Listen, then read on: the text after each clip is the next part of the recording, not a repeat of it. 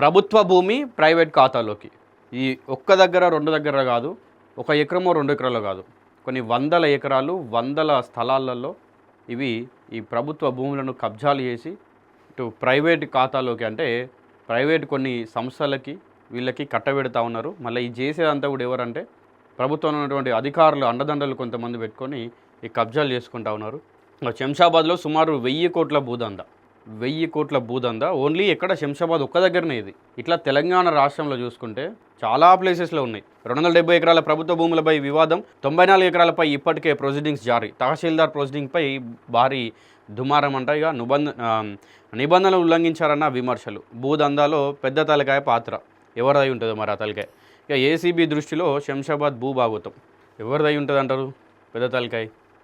సామాన్యుడు 1 సెంటు భూమి కొని రిజిస్ట్రేషన్ చేసుకోవాలంటే 100 రూల్స్ మాట్లాడే రెవెన్యూ వ్యవస్థ వందల ఎకరాల ప్రభుత్వ భూమిని ప్రైవేట్ వ్యక్తులకు రాసిచ్చేటప్పుడు మాత్రం చట్టాలను చుట్టాలుగా మార్చేసుకుంటుంది.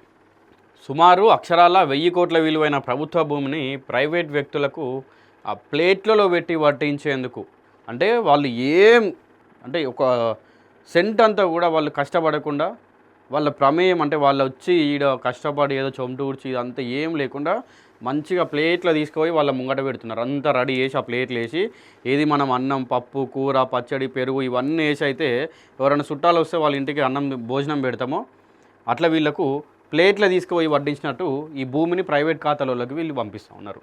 ఇక కొందరు రెవెన్యూ అధికారులు బరితెగింపు ఇంకా వెనుకుండి నడిపించిన ఒక అదృశ్య రాజకీయ శక్తి వీళ్ళతోటి చేతులతో కలపడం సర్కారు ఆస్తి కాస్త ప్రైవేట్ వరమైపోయింది. శంషాబాద్ మండలం పెద్దాపూర్ గ్రామంలో వెలుగు చూసిన ఈ అక్రమాల పర్వం ఇప్పుడు రాష్ట్ర వ్యాప్తంగా సంచలనం సృష్టించింది. 1000 కోట్లు అంటే మరి రాష్ట్ర వ్యాప్తంగా సంచలనం సృష్టించాల్సిందే ఇది. అంటే ఏదో ఇప్పుడు ఏదో 1000 రూపాయలు 1 సెంటో లేకపోతే 1/2 సెంటో పక్కన ఉన్నటువంటి ప్రభుత్వ భూమికి గెట్టు గిట్లా జరిగిందంటే అది ఏమో అనుకోవచ్చు. కానీ ఇక గజం 30,000, ఎకరం 8 కోట్లు, మొత్తం 270 ఎకరాలపై రెవెన్యూ కన్ను. చూసిరా ఎన్ని ఎకరాలు? 270 ఎకరాలు. గజం 30,000, ఎకరం 8 కోట్లు. సో అట్లా 270 ఎకరాలు. ఇక ఆ పెద్ద షాపూర్ గ్రామంలో ప్రస్తుతం భూముల ధరలు రాకెట్ల దూసుకుపోతున్నాయి. 2023లో జరిగిన హెచ్ఎండిఏ భూముల వేలంలో ఇక్కడ గజం ధర సుమారు 30,000 వలికింది. అంటే ప్రస్తుత మార్కెట్ విలువ ఇక్కడ ఎకరం భూమి కనీసం 5 కోట్ల నుంచి 8 కోట్ల వరకు వలుకుతుందట. ఇంతటి డిమాండ్ ఉన్న ప్రాంతంలో ఏకంగా 270 ఎకరాల ప్రభుత్వ భూమిని ప్రైవేట్ వ్యక్తులకు కట్టబెట్టేందుకు పక్కా ప్లాన్ సిద్ధమైంది. ఈ దోపిడీ ఏ స్థాయిలో సాగిందో చెప్పడానికి ఈ క్రింద గుణాంకాలే సాక్ష్యం. ఇక మొత్తం టార్గెట్ చేసిన భూమి ఎంత ఉందంటే 270 ఎకరాలు ఉంది.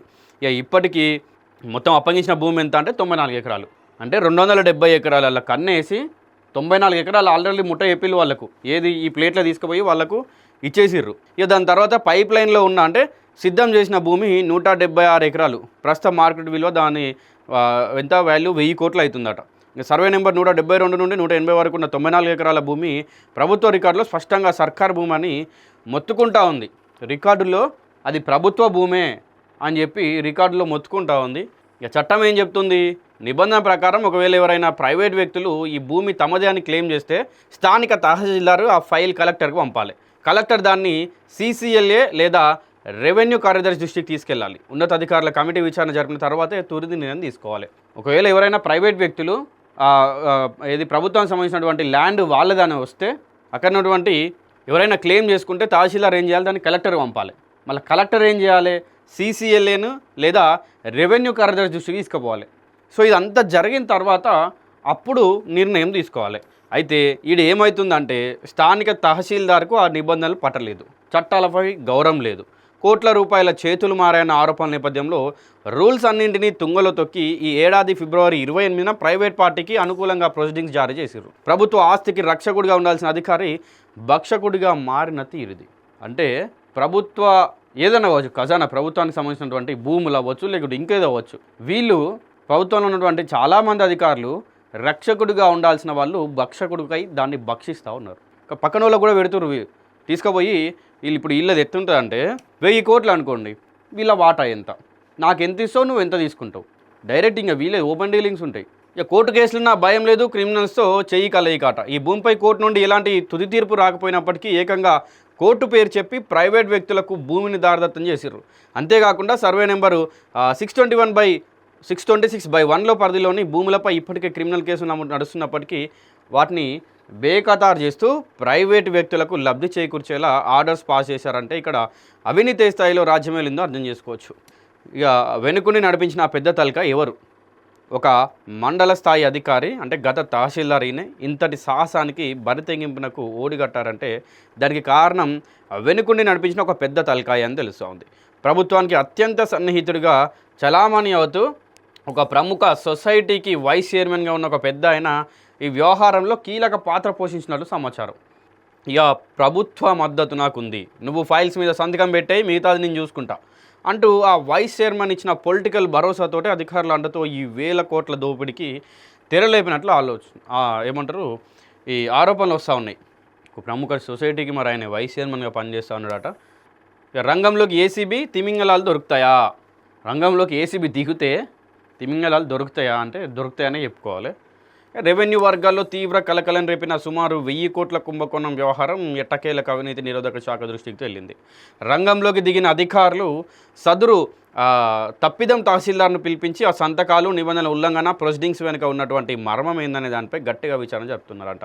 ఇక ప్రభుత్వానికి తీవ్రమైన చెడ్డ పేరు తెచ్చేలా ప్రవర్తించిన ఆ సొసైటీ వైస్ చైర్మన్ పైన, లంచాలకు ఆశపడి నిబంధనలు ఉల్లంఘించిన అధికారులపైన కఠిన చర్యలు తీసుకోవాలని ప్రభుత్వం నుండి కూడా ఆదేశాలు జారీ అయినట్టు తెలుస్తుంది. మరి ఈ కేసులో కేవలం చిన్న చేపలైన అధికారులను పట్టుకొని వదిలేస్తారా, లేక వెనుకొని నడిపించిన పెద్ద తిమింగలాన్ని కూడా బోన్లో నిలబెడతారా?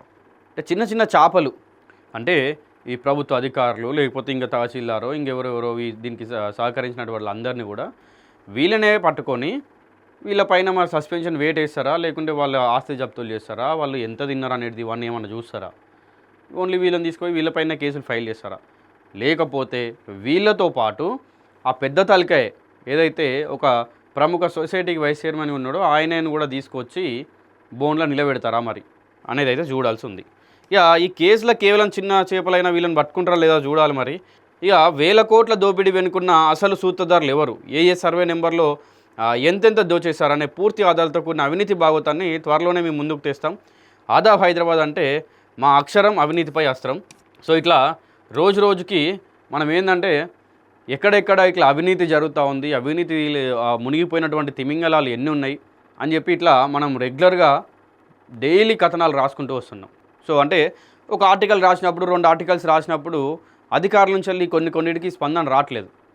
కానీ ఎట్టకేలకు దొరకబడుతున్నారు అధికారులు, ఏసీబీ అధికారులు సోదాలు చేస్తున్నారు, వాళ్ళని దొరుకుతారు.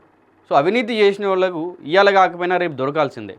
వాళ్ళు ఏదో ఇప్పుడు వెనుకటికి ఏదో పిల్లి కళ్ళు మూసుకొని నన్ను ఎవరు చూసలేరు అనుకుందంట.